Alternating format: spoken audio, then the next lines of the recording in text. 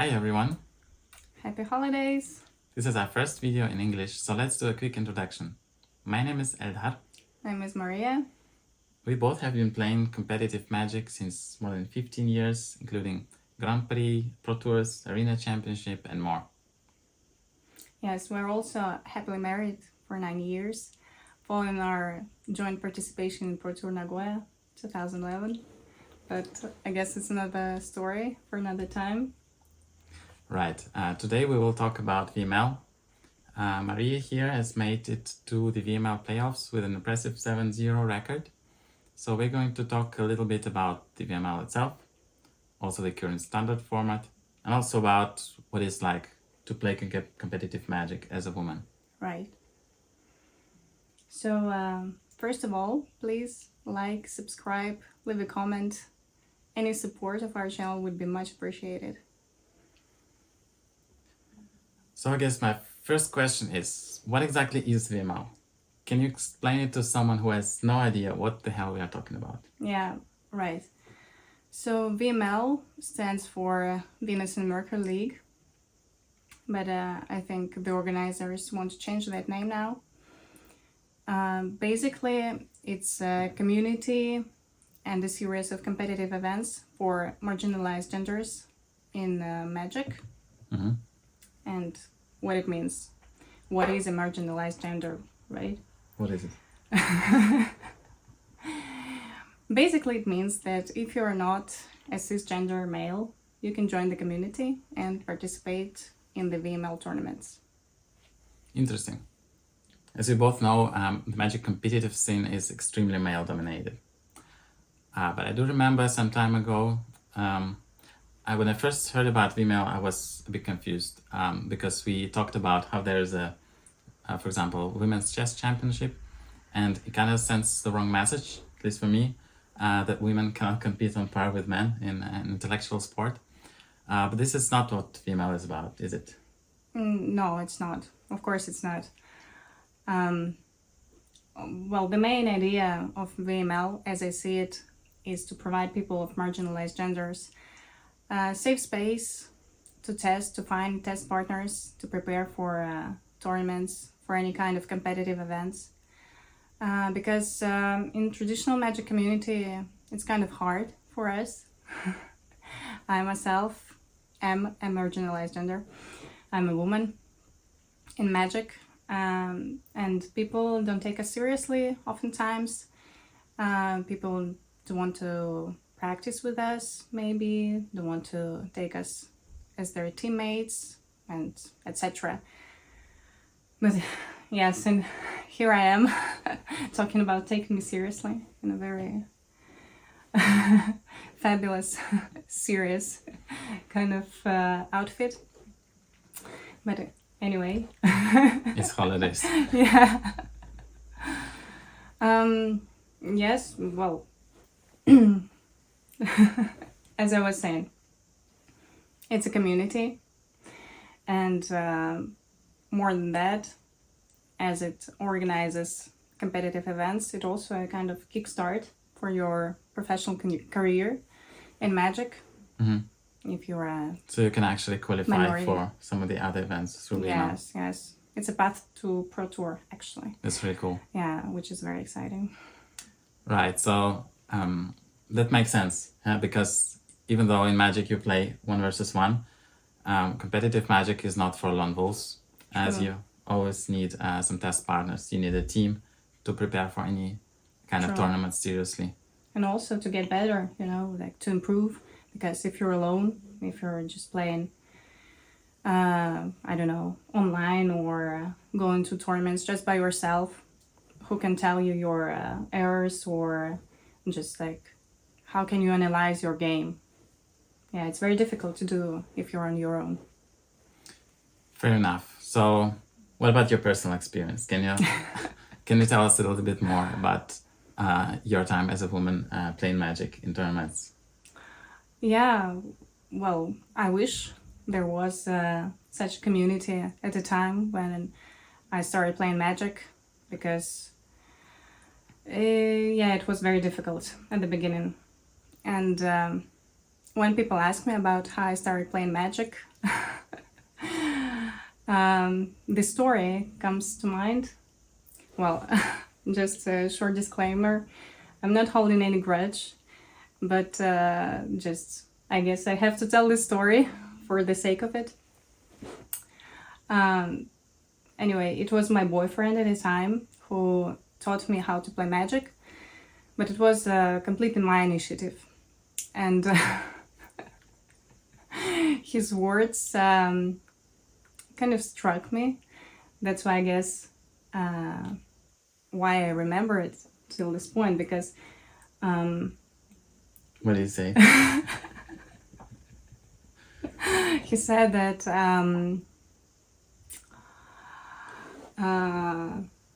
it might be too complicated for me. Wow. That was not me, people. Well, if you're watching this,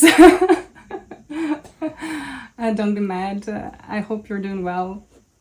Anyway, it was a long time ago. But I guess these words just say a lot, just about how gender is perceived in Magic. Like, of course, my boyfriend at the time, I'm sure he didn't think that I was stupid and he cared for me very much. But it's sort of like, this, it's not for girls stuff, It's perceived as a guy's yeah, hobby. it's a guy's hobby or whatever. But I was very persistent and, like, You took it as a challenge. yeah, I took it as a challenge, and I had a very much bring it on attitude at the time, which I guess without this attitude, I would have quit playing Magic a long time ago. So if not for these words, you wouldn't be here right now. Oh, probably, yeah, yeah, I have to thank him. Yeah, but anyway, here we are. Anything that happened for a reason, so yeah, true. So what happened when you first started playing tournaments? Yeah, well, I remember I was basically on my own most of the time. So when I learned how to play, I immediately fell in love with the game. And all I wanted was just to play, to improve, to get better. And the competitive aspect of the game really appealed to me. But as I said, nobody wanted to practice with me. So all I was doing just going to tournaments and play by myself or else. Like eventually, of course, I became part of community. I've got friends, and I'm grateful to those friends who really saw that spark in me for the game. Now helped me improve. But yeah, it was kind of hard. Yeah, it's hard enough as a beginner, Yeah. even if you are a guy. But for you, I guess it was a whole different level. Yes, of course, because if you're a guy, you're a guy. You enter a room with like full of other guys, right? And they see you just as a fellow, so they either take you in, which happens like all of the time, basically, right? But if you're a woman, you're something strange, something exotic, and People start acting weird, I guess. yeah, yes, and all in all, I guess for a woman, it's not a very friendly environment. Mhm. It's kind of intimidating. Like imagine you're one woman for, I don't know, you're a woman in a room full of guys, right? So guys don't know how to approach you, don't know how to talk to you, or I don't know, whatever. Well, I'm not talking about any kind of harassment issues or sexualization, which I'm sure happens, but luckily it wasn't the case for me. So back when you started, that was about 15 years ago, right? Yeah, something like that. Do you think the situation improved in any way since then? I think the situation has improved significantly because, well, thanks to VML as well, I guess. but still not enough. Simply because it's still heavily male-dominated competitive field, and to this day, there are not enough women playing competitively, and I guess the main reason for that it all starts in small communities, in clubs. And as I was saying, yeah, it's just, it's intimidating. It's not a very friendly environment. So the barriers still exist. Yeah, I'm pretty sure of it. Yeah, even like recently when we were in Sofia, my opponent asked me like, why there are not so many women playing the tournament, and I really wanted to tell him all that, but obviously we were playing, we didn't have time, and I said, yeah, like, it's hard to tell, like, in a few sentences why not a lot of women play Magic. Yeah. Right. And yeah, so how many women are there? So at the Pro Tour Nagoya in 2011, Yeah. you were the only one, right? Well, at least I was the only one only one cisgender woman. Yeah.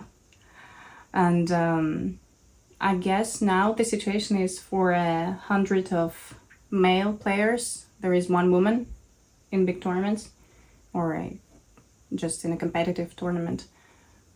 Yeah, and last year I was playing Mythic Championship, Innistrad Championship on Arena. And there were how many? About 250 players, and only Only a few. A handful. Yeah, truly a handful of women. Or I don't know, other marginalized genders that I didn't know. So I was not aware of. The situation is improving, but it's still a long way to go. Yes, exactly. So do you think people sitting across you from you in the tournament table see you as a girl or a fellow Magic player? It's hard to say, obviously. Well, sometimes not. Sometimes it's not so hard to tell if a person is hitting on you. But anyway. Depends on if you're winning also. Yeah, there are so many weird stories I can tell, but anyway, even now going into new places to play tournaments, and we're going together, obviously, I feel like I'm considered +1. Like, you're here obviously to compete and to win, and I'm just keeping you company or whatever. And just because how many times I've heard, oh, you're here because of your boyfriend, right? And I'm like, what can you tell me? Not because of him, but yeah, I'm with him, like with my husband now.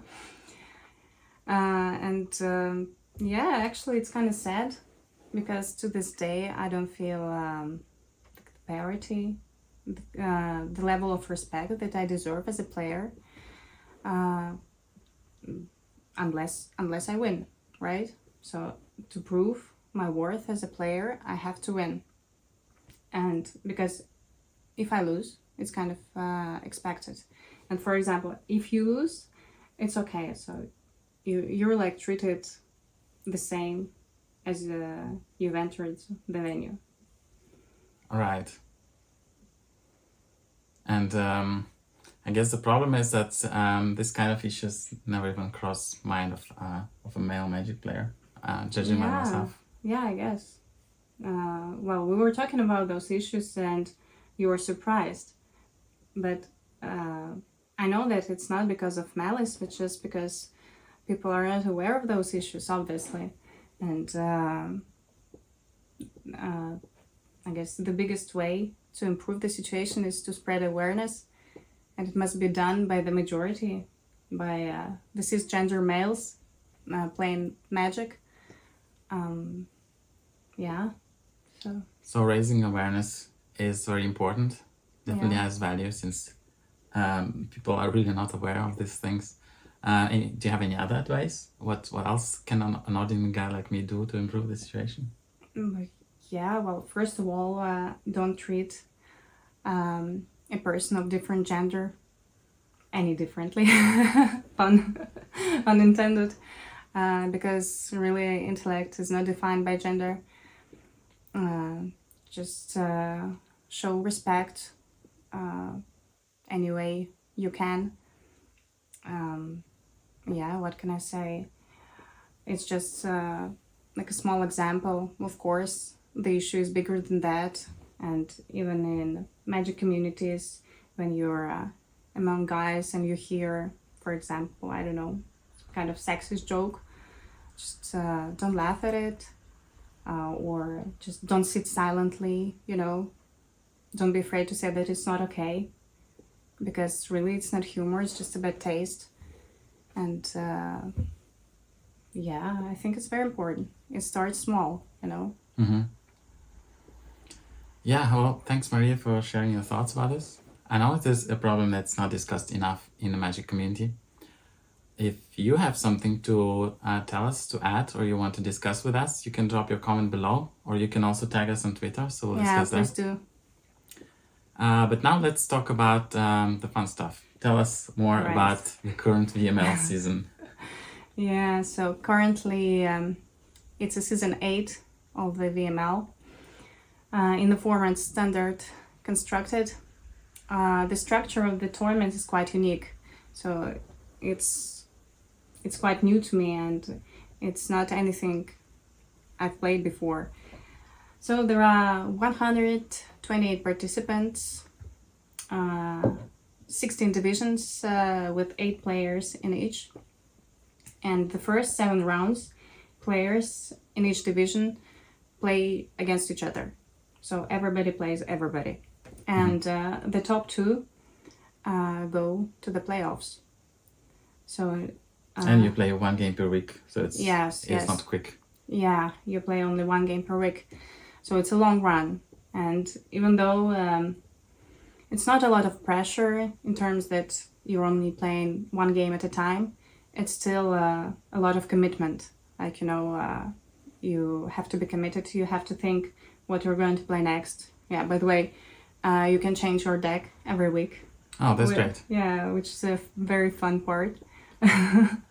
Yeah, because the deck lists are open, and like a person can see what you've played the week before. All right, so you can play some mind games. Yeah. It's actually very fun. So what happens after these 7 weeks? Yeah, so the top 2 players from each division, they go to playoffs, and playoffs are single elimination events, so just to the finals. Now there's going to be top 32, then top 16, top 8, and yeah, quarter and finals.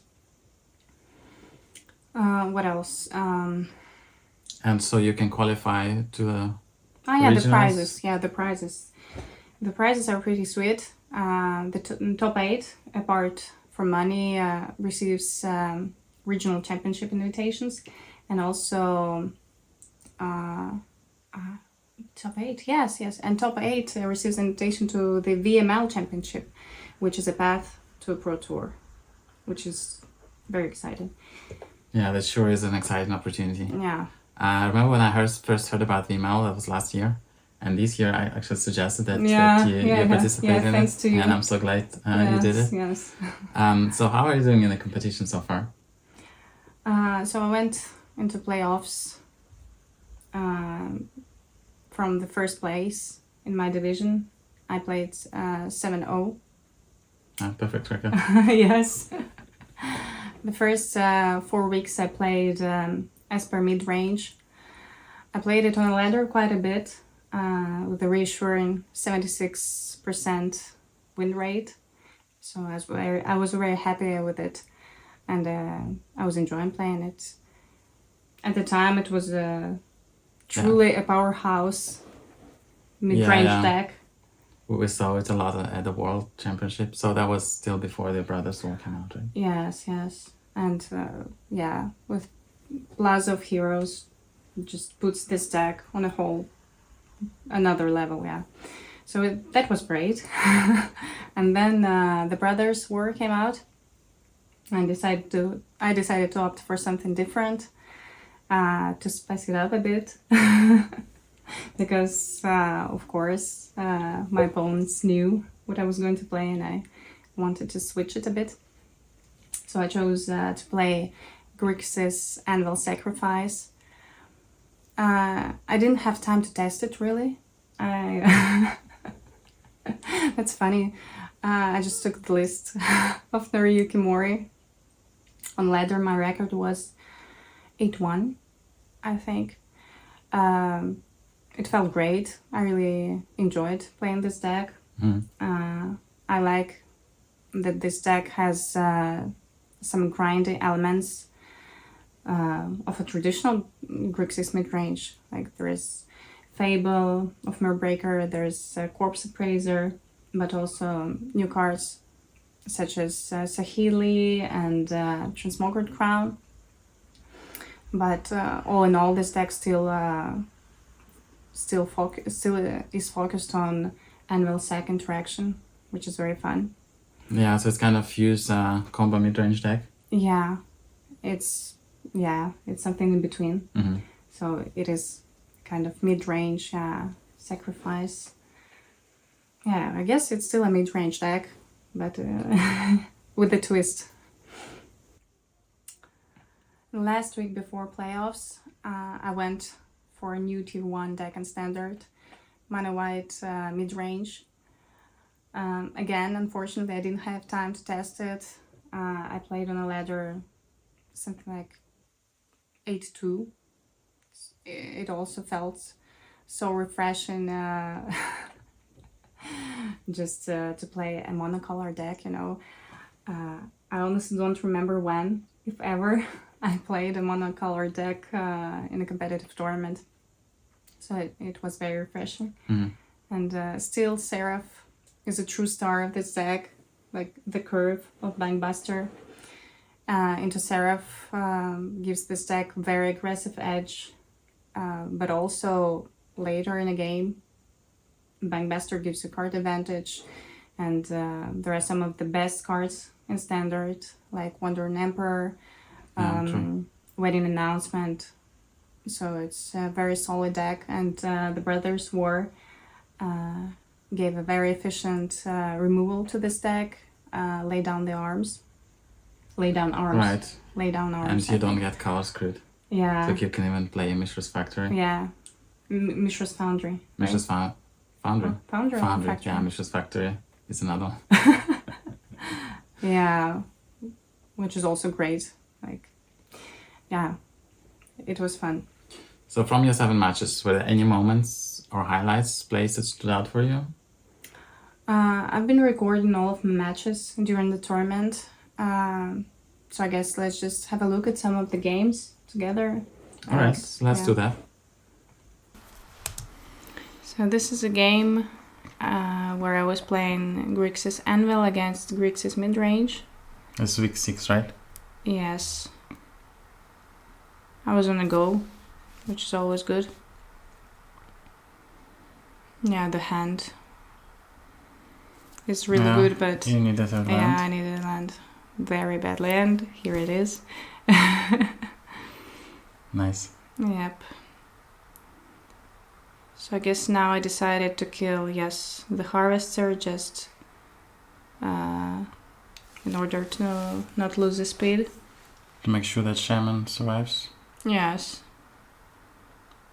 That was crucial because I had no lands. Mm-hmm. So now... Oh, greedy. Yeah, I was greedy. Even though you don't have a land, all the cards are good. Yeah, but probably I should have discarded Sahili. It was risky. I don't know. Think with the Anvil, it doesn't need as much lands as, for example, this standard Grixis midrange. Yeah, true, but... Yeah, I guess you're right. But I had too many good spells in hand. Without Sahili, it would have been good as well, I guess. As you said, to stop on the upkeep, although they fixed arena already. to do it for you? Yeah, it's a habit. You know, I had to make sure.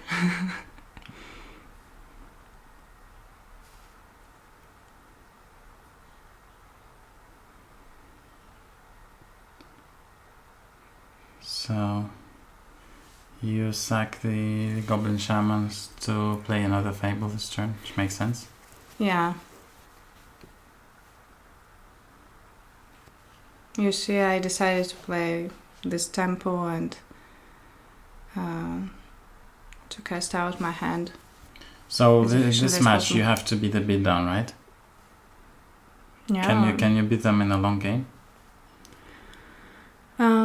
I don't think so. I don't have as much grind spells as Grixis Midrange. And if I don't have Anvil, yeah, I should close the game as fast as possible. But here we can see that I have Anvil luckily, so it's easier. But yeah, I'm the beat down in this match.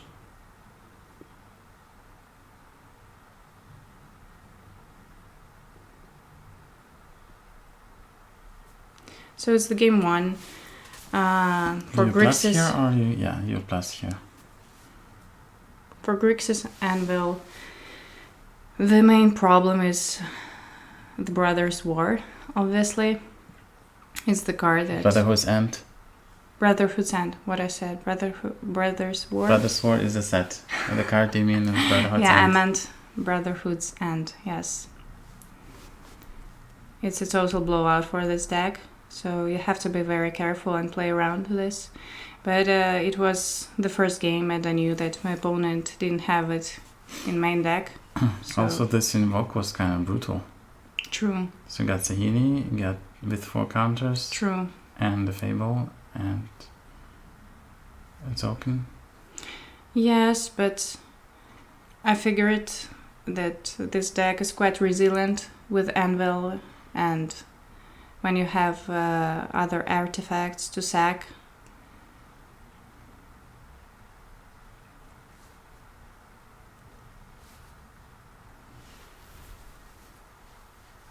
Yeah, as you can see, my opponent doesn't give up. She's doing fine now. I mean, you only have the Anvil left, a couple of Yes. tokens.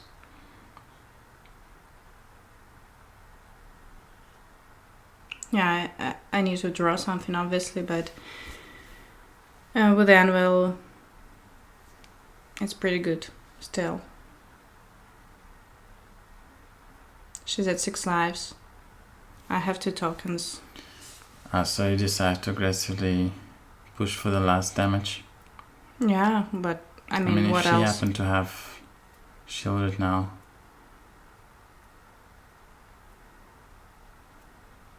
I figured it But would yeah, have been it enough. It'd have been, wouldn't have been that mattered.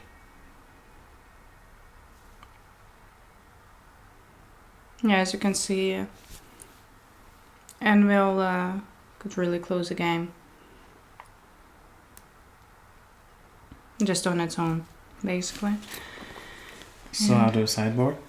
Here we go to the sideboard. I knew that I was going to be on a draw, so I sided more, let's say, on the control side. Or, well, you cannot be really control here. You can really play as a control deck. But when you on a draw, you expect to receive, let's say, so you have to have more answers. Yeah. And So I sided in counter spells, disruption, and a shielded. yeah.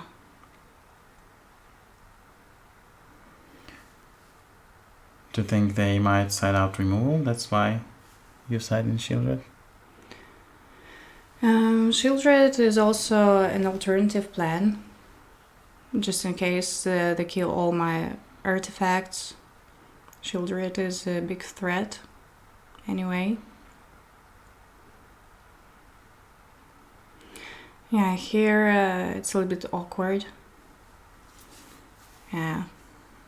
Didn't matter anyway. It was just bait for the spell pierce. Yeah, because I needed to resolve Fable, but you know, it's always bad to cast Fable after your opponent because they still have an attack. They still have an attack. Like here. Yeah. But they get the treasure and you don't get the treasure. Yeah. Here it didn't matter because they had a removal, but still. So my opponent, she started very aggressively here this game, which is quite a problem for me.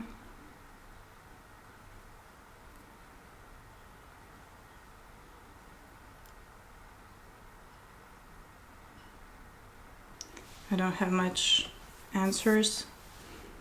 There are quite a few threats. Yeah, this build with a Wandering Mind, they will also have the evoke more often. Yeah, true. Because Wandering Mind looks at 6 cards, which is a lot. Yeah, and this build, it's not so dependent on graveyard. Corpse Appraiser needs creature in your graveyard or an opponent's graveyard. And Wandering Mind, yeah, always finds you an invoke. You have to kill the reflection here somehow, otherwise she will start copying the brain. Yes, that's crucial. And you do with a soul transfer so that you can. Well, I have options. Kill Shieldred with a go for the throat. I figured I will block because she would cast Invoke anyway. Yeah.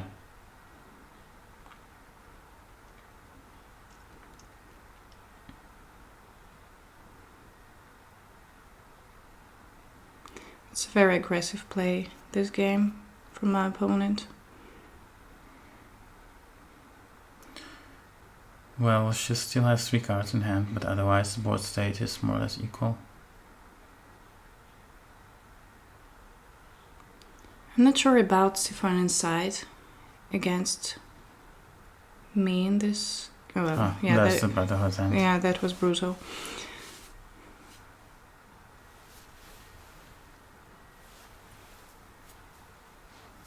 What do you think of this card, Siphon Inside? It makes sense when everybody's playing from Grixis, because all their cards are the cards you have in your deck as well. Yes, I agree, but sometimes you play against an aggro deck, and then you get cards that don't really fit your game plan. Mm-hmm. So, to play this card, you kind of have to take that risk. Yeah, but I mean, we're in the game too. Yeah, I mean, but some people are playing main deck, or even 4 copies main deck. Yeah, I think my opponent played in main deck.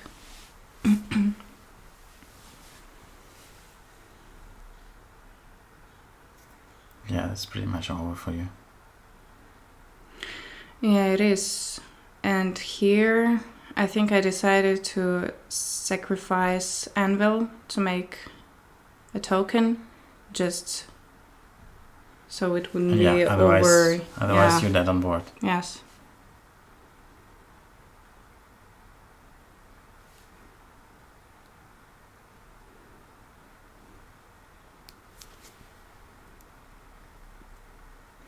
But she could have killed your shoulders with the harvester here before she sucked the blood token.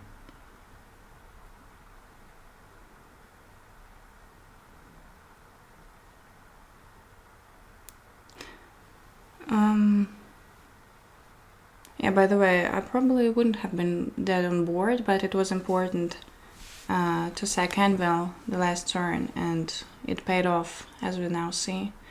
But here, yes, my opponent could have played differently. Well, it didn't matter. Yeah, she gave you 1 extra top deck. Yes.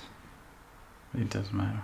Yeah, but probably the most optimal way to play was to sack Harvester. Yeah, so that she will So I would have the just shield gem and not block. the Harvester. Yeah, with my shield So dress. now on the play, you change something? Yes. On a play, I choose to play more aggressively. So what You did I side in say? the crown. So yeah, I sided out to Sahelis, Shieldred State. What did I change? Not much, actually. I was thinking to return Epicure. You just boarded in an extra Transformer's crown. Mm-hmm. You sided out the counter spell, or No, you No. brought Yeah. it back. So yeah. I guess was you were sure to afraid that. of invoke too much, which makes sense. Yeah, especially with Wandering You have Mind. to counter it. Yeah. Perfect hand. Yeah, it's a very good hand. With Anvil, yeah. Even you better have now. to. You have to.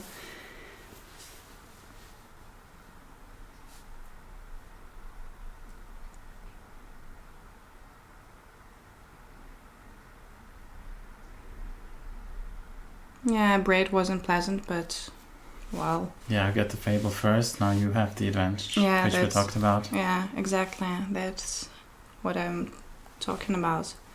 It's very crucial to cast your Fable first. You discard something here? I guess not. If I didn't discard anything in the first game, why should I? Again, maximum greed. Yeah, and again, I mean, you're missing a land drop here. it paid off. But I have pretty much everything I need this hand. Right. I don't need to cast a heal right away, and I have answers. Should she have killed the shaman first and then played the Bugbuster? Yeah, but I guess she decided that Bangbuster was more important. Obviously, she didn't know my hand. The shaman was probably more important to me than Bangbuster for her. And now I'm taking a long pause because I'm thinking whether to cast a healer or not. If my opponent has the Brotherhood's End, it would be a complete blowout. So I decided not to. Well, you could have +1 as a healer, then she doesn't die to Brotherhood's End.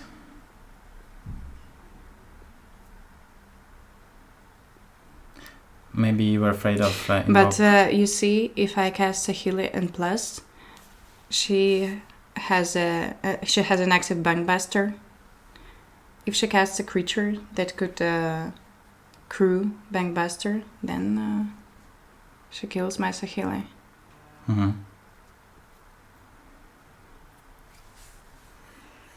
Also, now we know she has the invoke. Yeah, but at this point, it doesn't really matter. I have Anvil, active Anvil, and Saheeli. So basically, Saheeli here.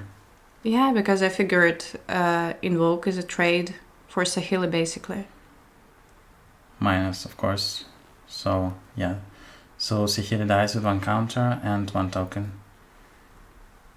Yes. And she draws 1 card, which is really not a big deal. Yeah, at this point, Invoke doesn't do much.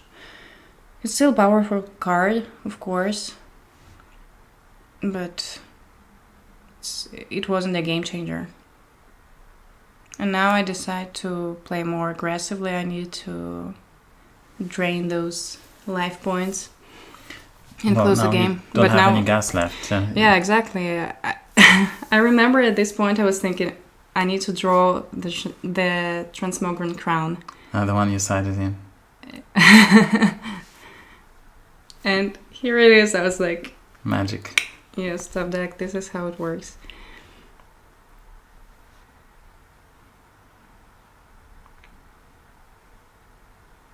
Yeah, and at this point, Yeah, it's a perfect card in this situation. Yeah.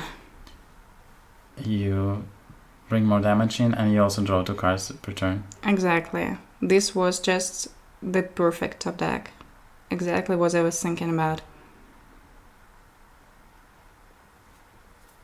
And now it's... yeah.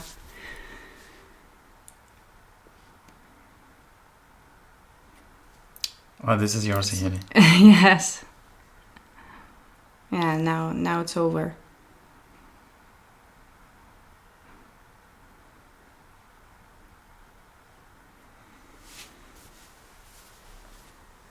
Yeah, great match. I would say it's a difficult match still for Grixis Anvil. But this game, it just all worked out so well for me. Shall we see another one? Yeah, let's do this. Let's see how mono white mid-range works. This was my last game before playoffs. I was playing mono white mid-range against mono blue. And unfortunately, I was on the draw and my opponent... yeah. So that's kind of a nightmare scenario. So how do you win from here? Somehow I did. Let's see how. And the hand is also not perfect. You can. Yeah, I see that. That kind of solves the problem if she doesn't have the protection spell. Right. But now I just had to kill. And you channel it. And this insectile. Otherwise. And she cast a draw spell trying to find the protection spell. And now, yes, now I can safely... doing so, she also gets the shields down, so you can resolve the exactly. Steel Seraph. Yes, that was a no-brainer turn for me. Steel Seraph. That's what I was talking about. You see, like turn 2 Bankmaster, ideally turn 3 Steel Seraph, you crew, you attack with lifelink or whatever. It's pretty much aggressive. And now, as you can see, I'm at 18 life. I completely recovered from all the damage. Here, I'm not sure. So she casts Fading Hope so that you don't give lifelink to your creature? Yeah, but at the same time, I would have still attacked, right? And now I'm thinking... well, you know for a fact they don't have the protection, because they would have used it last turn. Unless they drew it for the turn. Yeah, but either way, if she would have had a protection, the Jinn phased out, or if it was shore up, I just wouldn't have attacked. So it was just, just to check whether I can attack or not. If it's shore up, so you don't lose the Punkbuster at least. Yes, exactly.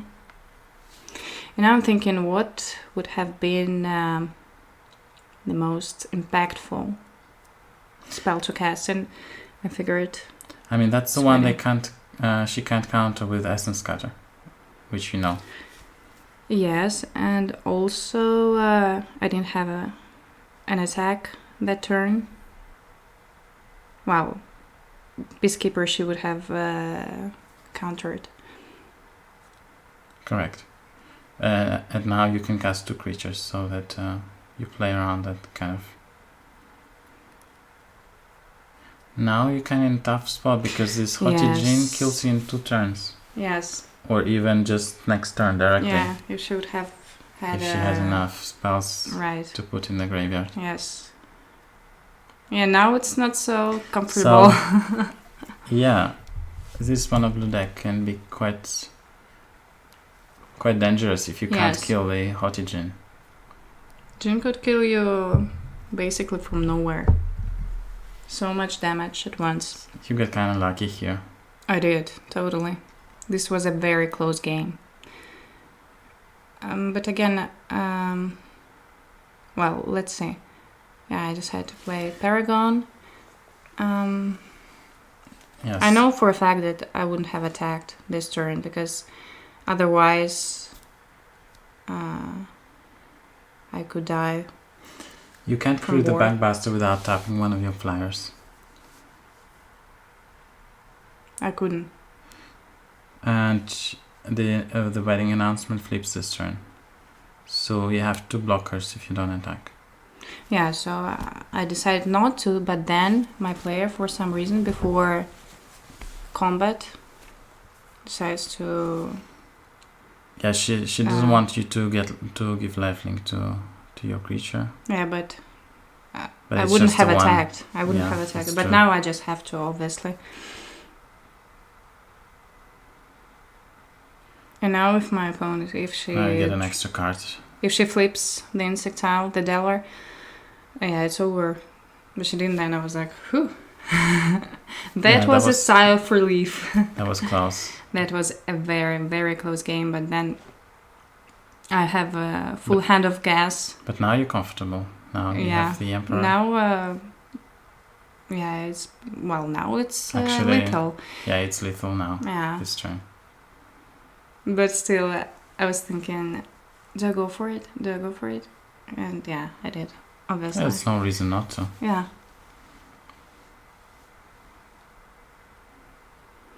So yeah, I sided in hers, which proved to be very good against Jin. And the problem I have with this mono blue deck is also the blue-red version. They're very thin on threats. Yes, I think that's why the Enlightened Hearts is also so good, because you turn off... they can't win just with Delvers. And the Jin doesn't do anything if you exile the graveyard. Yes, but in this build, they also have Tolarian Terror. So it's more aggressive, I would say, than Izzet Tempo. Mm-hmm. They have more threats, actually. But even so, yeah, hers is still very powerful against it. So, yeah, again, I have to mulligan. But the hand is okay. In the first game, What do I you put mulligan back? as well. Destroy Evil. Yeah, just because lay down arms is more efficient. Yeah, because you can kill Delver with the lay down arms. And if they lead again with a flip Delver, at least you have an answer. Right, and also I have hers against Jin, so I don't really need to kill it. You know, but I drew Destroyable basically right away. So just decide to be mana efficient here, although that's your best spell currently. Just lead with a... Yeah, correct. And if my opponent would have countered, it wouldn't matter so much, I would say, because for me, I figured Bankbuster was more important to resolve. So you decide for a Grandeur play here to start drawing cards. Yes. And you basically continue taking the damage. True.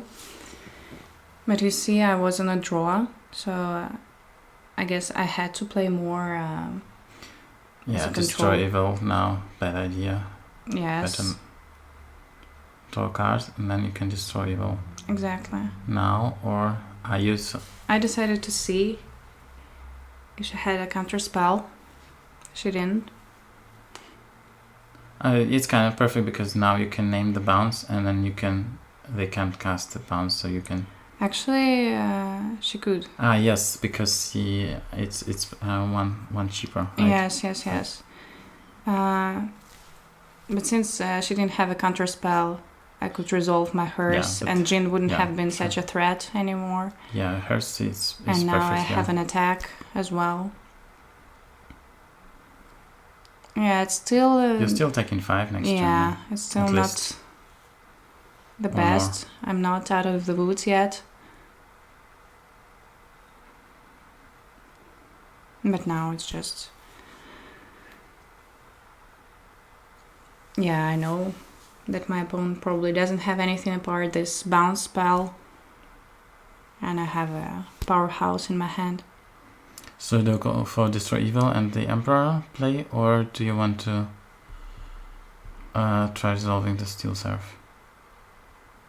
I think Steel Seraph, yeah. And try to gain life, but I knew that, yeah, she would have bounced it.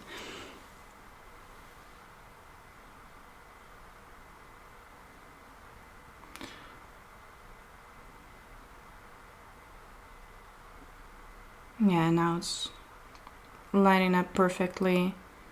Yeah, so gaining 4 life here is better than to get the Destroy Evil countered. And now I'm happy I didn't play Destroy Evil. Right. Because anyway, Hoti Jin is now not a threat. Yes. Thanks to the licensors. Yeah, exactly. And you can use Destroy Evil to kill the Witness Protection. Yeah, unfortunately it didn't resolve that. Alright. And they sleep out the backyard creature. So it kind of, yeah, it was a perfect play from you, actually. Because if you would have destroyed Evil the Jin, they could have protected the Jin. Right.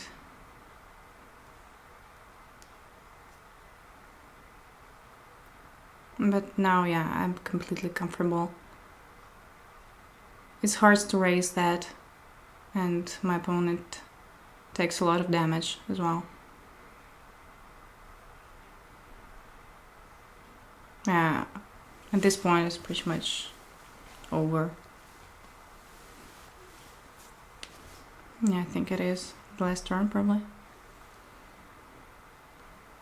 Yeah, now you see hers not only neutralized Jin, but also is a huge threat on its own. Yeah, it's a graveyard hate that can then swing for significant damage. Yeah, making it 6/6. I've been very impressed with this card overall in all formats. Yeah, me too.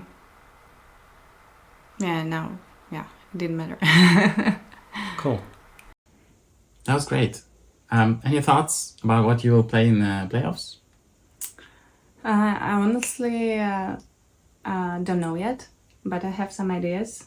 Well, Grixis Midrange remains the deck to beat. So this gives me some ideas.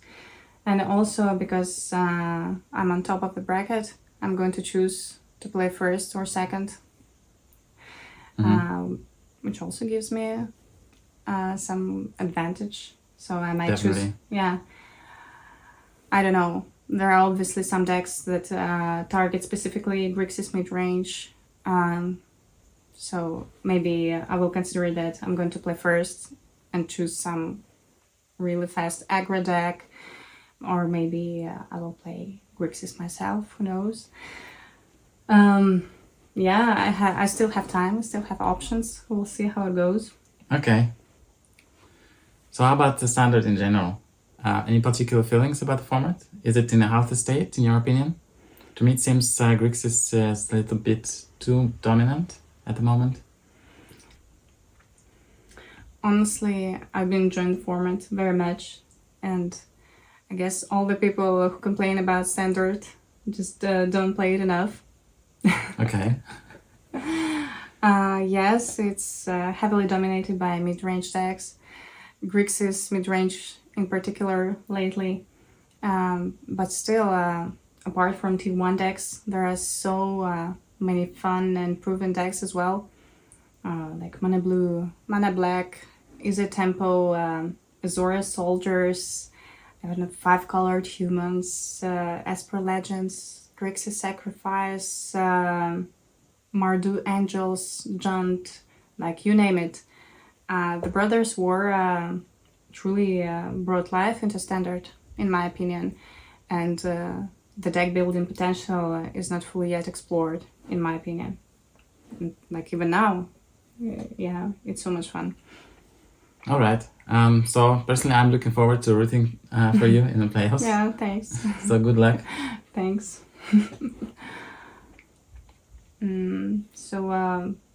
Yes, I think it's probably the last video of this year for us. So again, happy holidays. Hope the next year will bring you a lot of success, joy, and happiness. Hope it will be much better than this year, considering everything, right? And yeah, please support our channel, like, subscribe, leave a comment. We'd like to hear from you. Right, so we are doing some videos in our native language, but we will also be doing more videos in English. So please subscribe if you like the video, and see you next time. Bye.